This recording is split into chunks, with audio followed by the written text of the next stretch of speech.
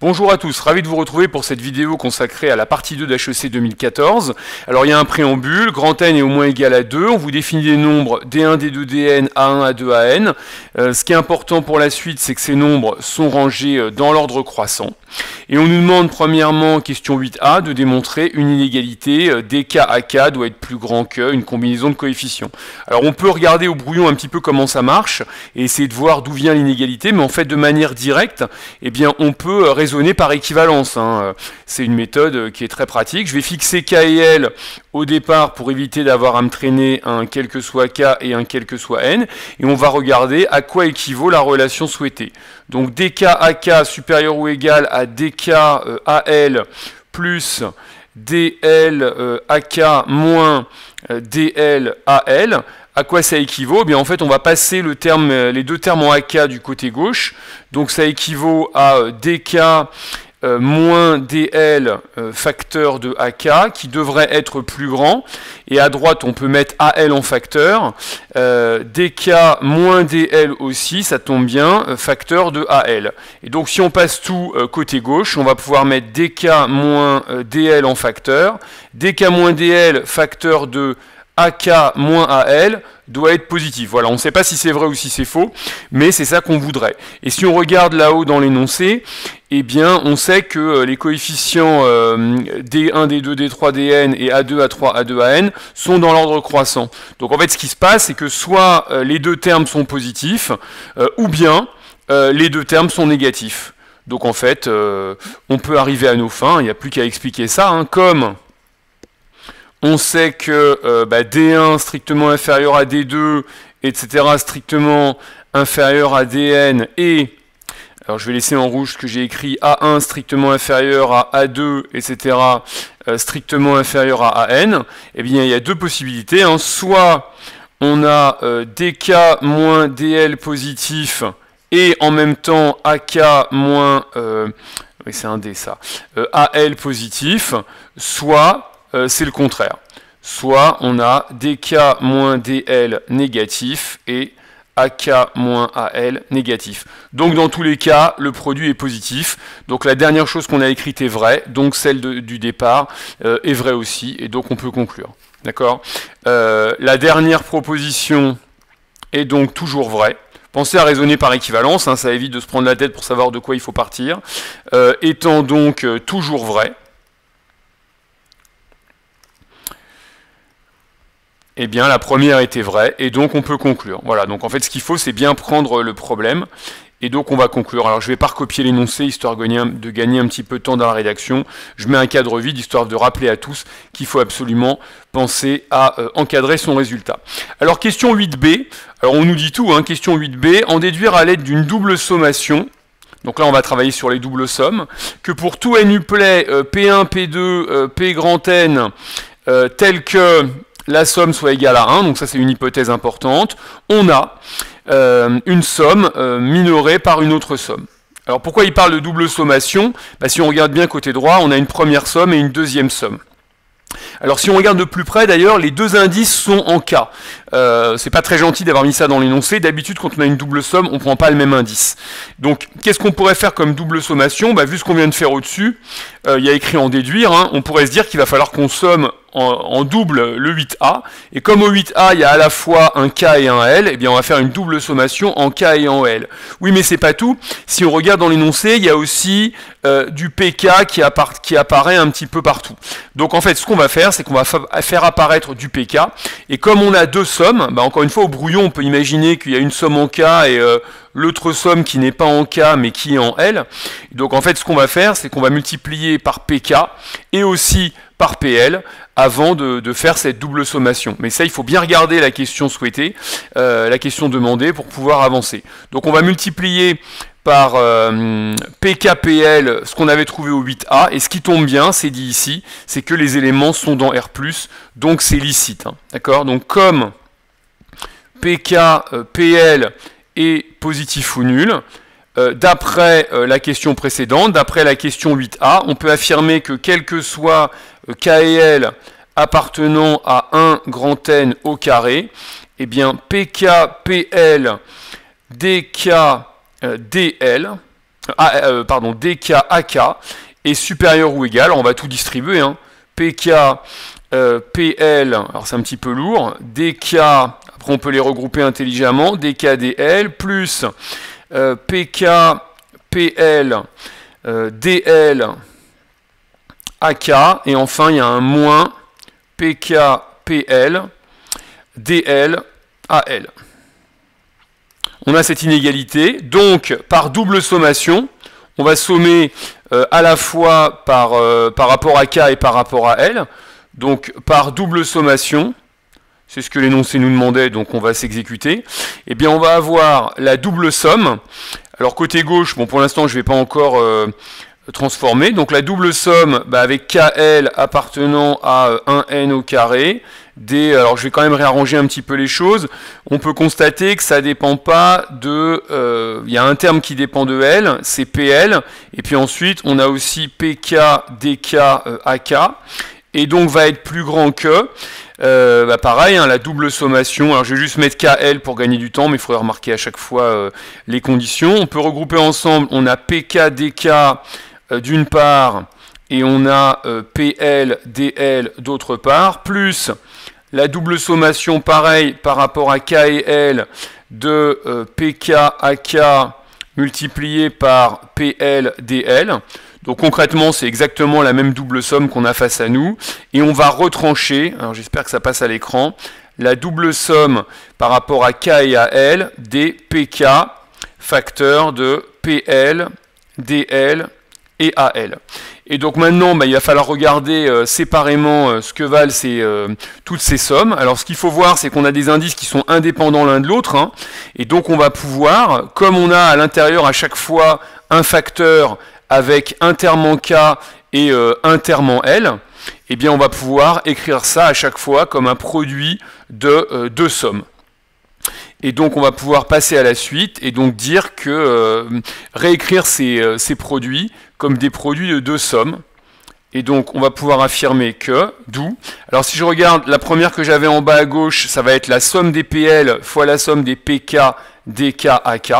Donc je vais pouvoir dire que la somme pour L allant de 1 à grand N de PL fois la somme par rapport à K, toujours de 1 à grand N, donc des PK, DK, AK, elle va être plus grande que, alors si je réécris en bas ce que j'avais dit que les deux premières sommes en fait étaient identiques, hein, ça revient exactement au même. Donc je vais avoir deux fois la même quantité, je vais avoir deux fois la somme des PK, DK, pour K allant de 1 à grand N, qui vient multiplier la somme des PL, DL, L allant aussi de 1 à grand N, et on retranche la somme pour K allant de 1 à grand N des PK, qui vient multiplier la somme pour L allant de 1 à grand N des PL, DL, AL. Très important quand on a une double somme d'avoir deux indices qui soient différents l'un de l'autre. Hein. Et il se trouve qu'on a une hypothèse dans l'énoncé, la somme des PK là-haut, elle est égale à 1. Donc cette quantité-là, elle vaut 1, et cette quantité-là aussi, elle vaut 1. Et si on regarde de plus près, on a à gauche une somme qu'on retrouve exactement côté droit. Donc en fait, quand on va passer ce terme-là côté gauche, on va avoir deux fois la même quantité. Et donc, on en déduit que deux fois la somme pour K allant de 1 à grand N des PK, DK, AK, c'est plus grand que deux fois le produit des deux sommes, et il n'y a plus qu'à diviser par deux, et sauf erreur, on a le résultat de l'énoncé. Cette somme-là, alors là on a une somme qui est une fois en K et une fois en L. Qu'est-ce que j'ai fait? Je me suis trompé là, c'est un A ici. Hein. À cet endroit-là, j'avais mis un D, c'était un A. Et donc, c'est plus grand que la somme des... deux fois le produit des deux sommes, donc PL, A indice L, le tout allant de 1 à grand N. Et il n'y a plus qu'à diviser par 2 pour avoir le résultat. Donc, c'est gagné. On divise par 2. Je ne vais pas recopier non plus le résultat, histoire d'aller un petit peu plus vite dans ma rédaction. Je vous rappelle qu'on doit l'encadrer. Et on a obtenu cette double inégalité. Donc important de comprendre un peu ce qu'il fallait faire et de se rappeler qu'un produit de deux sommes, eh bien c'est en fait une double somme avec des indices qui sont indépendants et on obtient donc cette fameuse inégalité 1. Alors ensuite on va regarder ce qui se passe après. Je vous mets la suite de l'énoncé une fois que je l'aurai retrouvé. Où est ma suite d'énoncé? Ici. Alors ensuite, on passe donc à la question 9. La question 9, quelle est-elle? On vous dit que... alors, on réordonne les nombres. Alors ça, il faut comprendre un petit peu comment ça marche. On considère T un élément de epsilon n. Alors, je vous ai dit au-dessus ce que c'était que epsilon n. Ce sont les applications de 1n dans lui-même. On réordonne, donc on prend une application. On réordonne ensuite la liste T1, T2, Tn selon les valeurs croissantes et on va mettre un chapeau pour les valeurs croissantes et on vous précise ainsi que la liste T1, T2, Tn est ordonnée et au petit a, on vous demande de justifier une inégalité, donc une somme serait majorée par une autre somme. Alors il faut se rappeler aussi que les coefficients dont on parle, ils sont dans l'ordre croissant, hein. Alors pourquoi la somme serait majorée par l'autre somme? Eh bien c'est évidemment lié au fait que les nombres ici ont été réordonnés. D'accord? Et si on regarde les indices de sommation, on somme de petit n à grand N. D'accord? Donc en fait, qu'est-ce qu'on fait? Dans la première somme qui est ici, on a des termes quelconques, hein. Si on l'écrit, on est en A indice Tn plus A indice T 2n plus 1, etc. Plus A indice T de grand N. Et dans l'autre, à droite, hein, ce qu'on essaie de majorer, A T chapeau petit n. Et qu'est-ce que change ce chapeau? Eh bien, ça veut dire que ce sont les plus grandes valeurs, parce que je rappelle qu'ici, elles ont été mises dans l'ordre croissant. Donc, c'est assez logique. Ce qui est écrit là, c'est que en fait, cet indice si, c'est le plus grand de tous les indices. Donc c'est A avec le plus grand indice possible. Et là-haut, les valeurs sont dans l'ordre croissant. Donc forcément, cette valeur, eh bien, elle est plus grande que toutes les valeurs ici, mais elle est surtout plus grande que la plus grande, alors je ne sais pas laquelle c'est, mais elle est forcément plus grande que la plus grande, quelle qu'elle soit. Je ne connais pas la plus grande, mais celle-là, à droite, c'est la plus grande de toutes. Et celle d'en dessous, eh bien, toujours pareil, parce que là-haut, c'est dans l'ordre croissant, c'est la deuxième plus grande. Donc elle est forcément plus grande que le deuxième terme, le plus grand du côté gauche. Alors si on retrouve l'énoncé, il est dit justifié. Hein. Donc justifié, ça attend une explication qui soit pas, comment dire, une démonstration calculatoire. Et en fait, c'est comme ça qu'on va s'en sortir. C'est pas très facile hein, à exprimer proprement, mais ce qu'on peut expliquer, c'est que on a des indices TK, et que si eux-mêmes on les replace dans l'ordre croissant, eh bien ils seront forcément chacun plus petits que les indices T chapeau qui, eux, sont dans l'ordre croissant. Encore une fois, l'application T, c'est une application de epsilon n, donc de 1n dans 1n. C'est comme si on avait changé les indices, hein. C'est comme ça qu'il faut comprendre. D'accord? Donc on n'a qu'à prendre un élément petit n qui appartient à un grand N. On n'a qu'à réordonnons, je ne sais pas écrire, réordonnons les éléments T1, T2, etc. Pardon, on commence à N, je veux aller trop vite. Tn, Tn plus 1, etc. jusqu'à T grand N. On va prendre une nouvelle notation, donc on n'a qu'à dire T degrés. En T degré N, qui va être strictement plus petit que T degré N plus 1, etc. Lui-même strictement plus petit que T grand N. Eh bien, par définition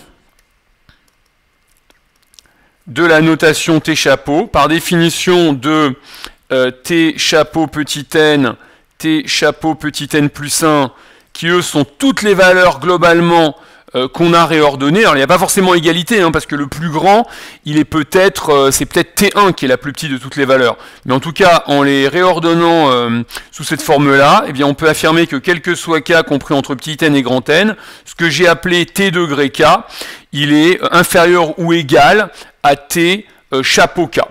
T chapeau K, c'est le Km de tous les termes dans l'ordre croissant, alors que T degré K, c'est le Km, mais des valeurs qui démarraient seulement à T indice petit n. Hein. C'est seulement à partir de T indice petit n que je réordonne par rapport à ce qui est dans ma sommation.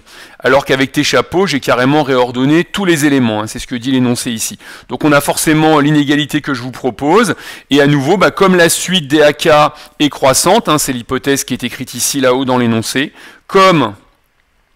On peut écrire ça sous cette forme-là. Hein. Comme AK est une suite croissante, eh bien, on peut affirmer que quel que soit K appartenant à petit n, grand N, A indice T degré K est inférieur ou égal à A indice T chapeau K. Donc, si on fait une sommation, d'où, en faisant une sommation, eh bien, la somme des A indice T degré K pour K allant de petit n à grand N, eh bien, elle est majorée par la somme des A indice T chapeau K, elle-même allant de petit n à grand N. Or, j'ai fait un réagencement par ordre croissant, avec ma notation de T degré, là, mais ce qui est écrit ici, quitte à changer l'ordre de sommation, c'est la même chose que la somme des A indice TK de petit n à grand N. Ce sont exactement les mêmes termes qui ne sont juste pas écrits dans le même ordre. On pourrait faire ce qu'on pourrait considérer comme un changement d'indice. T degré serait une application bijective qui correspondrait en fait au changement d'indice. Et donc, on a bien justifié, comme l'énoncé le souhaitait. Pareil, je ne vais pas recopier le résultat dans le cadre, histoire de gagner du temps, mais on a, en réordonnant les termes de la somme de gauche, on est arrivé au résultat. Question suivante. Alors, qu'est-ce qu'on vous demande ensuite? Ensuite, on vous demande, petit b, on pose D0 égale 0, on verra bien à quoi ça sert, de justifier une égalité. Alors, si on regarde bien à gauche, on a la somme des dn à tn, et à droite, c'est une double somme. Alors, le conseil, c'est de partir du côté droit, de partir de la double somme et de chercher à la simplifier. C'est beaucoup plus simple. Et on va procéder, en fait, à une inversion de somme. Donc, si on regarde bien, la somme de 1 à grand N, souvent, quand il y a deux sommes, on est amené à faire une inversion de somme, hein, quasiment toujours. Donc, on va écrire le côté droit. Alors, ils ont eu la bonne idée de mettre une grande parenthèse pour éviter les erreurs des élèves liées à des sommes. Donc, on peut regrouper les deux sigma côte à côte. Un somme pour petit n allant de 1 à grand N, de la somme pour k allant de petit n à grand N. Donc, attention, les indices dépendent l'un de l'autre. Hein, il n'est pas question d'écrire un produit de deux sommes. A indice TK, et donc par inversion de somme, alors mon conseil, moi, c'est d'écrire dans un coin ce qu'on a comme information. Ce qu'on sait, c'est que n, petit n est compris entre 1 et grand N, et on a aussi petit k qui est compris entre petit n et grand N. Et en fait, ça peut se réécrire en raisonnant par rapport à k. On va commencer à sommer par rapport à k. Alors, quelle est la plus petite valeur de k? K, il doit être plus grand que n, mais n lui-même est plus grand que 1. Donc finalement, k, je le fais démarrer à 1. Quelle est la plus grande valeur de k? C'est grand N. Et maintenant, je dois dans un deuxième temps sommer par rapport à petit n. Quelle est la plus petite valeur de petit n? C'est 1. Quelle est la plus grande valeur de petit n? Il y a deux contraintes. Grand N ici et k ici. Et le plus contraignant, c'est k. Donc voilà ce que vont être les nouvelles bornes après inversion. Qu'est-ce qu'on va pouvoir faire ici? Eh bien, on va pouvoir sortir le ATK qui ne dépend pas de n, ma deuxième somme étant n, et le ATK ne dépend pas de n, donc je vais pouvoir le sortir, et je vais me retrouver en fait avec un télescopage, sauf erreur. Et donc c'est égal à la somme pour petit n, alors je ne sais plus où j'en suis, petit k, pardon, allant de 1 à grand N, je peux sortir le A indice TK, et j'ai une somme, petit n allant de 1 à k, des dn moins dn-1. Je reconnais une somme télescopique, les termes vont s'éliminer 2 à 2, et il va me rester dans cette deuxième somme le plus grand terme, c'est-à-dire dk, moins le plus petit terme, c'est-à-dire d0, avec la convention, l'énoncé me l'a dit, que d0 valait 0, et donc on arrive exactement au résultat, c'est la même chose que ce que j'ai ici, sauf que dans l'énoncé, l'indice sommation c'est petit n, et que moi, mon énoncé, c'est k, mais ça change absolument rien, puisque c'est une lettre muette. Donc, on peut conclure sur le fait que on a l'égalité souhaitée. Alors ensuite, qu'est-ce qu'on me demande? Petit c, établir l'inégalité. Donc là, si vous regardez bien, vous retrouvez la somme que vous venez d'obtenir. Et la question s'appelle petit c. Donc on peut penser qu'il y a peut-être aussi un rapport avec le petit a. Et qu'est-ce qu'on avait trouvé au petit b? On avait côté droit la somme des ATK. Comme par hasard, c'est une somme qu'on avait majorée dans la question A. Et là, on vous demande une majoration où on retrouve les T-chapeaux. Donc il va falloir en fait mixer la question A et la question B. Donc comment est-ce qu'on va faire? Eh bien on va partir de la question A, et si on regarde bien, on va utiliser la question B, donc il y a ce coefficient dn moins dn-1. Donc on va multiplier l'inégalité qu'on avait dans le A par dn moins dn-1, et on va même directement, et ensuite on va sommer. Alors est-ce que dn moins dn-1, on connaît son signe, c'est une inégalité? Oui, on connaît son signe, puisque la suite là-haut est croissante. Donc on va pouvoir sans problème faire une multiplication. Donc allons-y, alors j'ai entouré mon énoncé, j'en suis désolé, je ne vais pas pouvoir l'effacer. Donc qu'est-ce qu'on va dire? Question 9c. Eh bien comme dn moins dn-1 est positif, puisque la suite est croissante, d'après la question 9a, on peut affirmer que quel que soit petit n appartenant à 1 grand N, eh bien dn moins dn-1 fois la somme des a indices tk pour k allant de petit n à grand N, elle est majorée par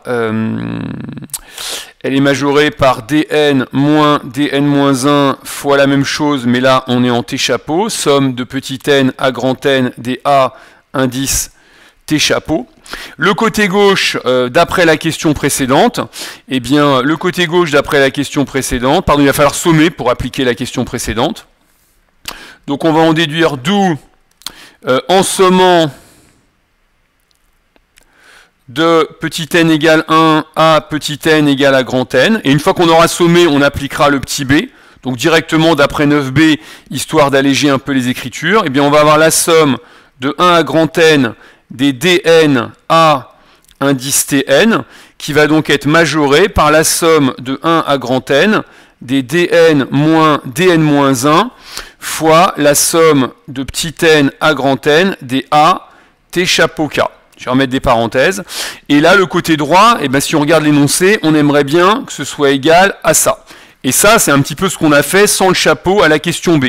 Ben oui, mais en fait, la question B, on s'en fiche de l'indice, on peut l'appeler T, Tn, comme on peut lui donner n'importe quel nom. Et donc, en fait, dans la question B, on peut très bien remplacer T par T chapeau, le calcul reste valable. Donc, en fait, le côté droit qu'on a ici, là, eh bien, d'après la question 9B, on peut très bien le remplacer par ce qui est demandé. D'accord? Le 9b, ça marche aussi avec T chapeau, et donc il n'y a plus qu'à faire ça. On va s'inspirer du 9b, mais en remplaçant T par T chapeau, sans faire aucun calcul. Hein, d'accord? 9b restant valable pour T égale T chapeau, je le présente comme ça. Hein. Concrètement, ça veut dire qu'on change juste les indices, on remplace TK par T chapeau K, et bien on arrive au résultat.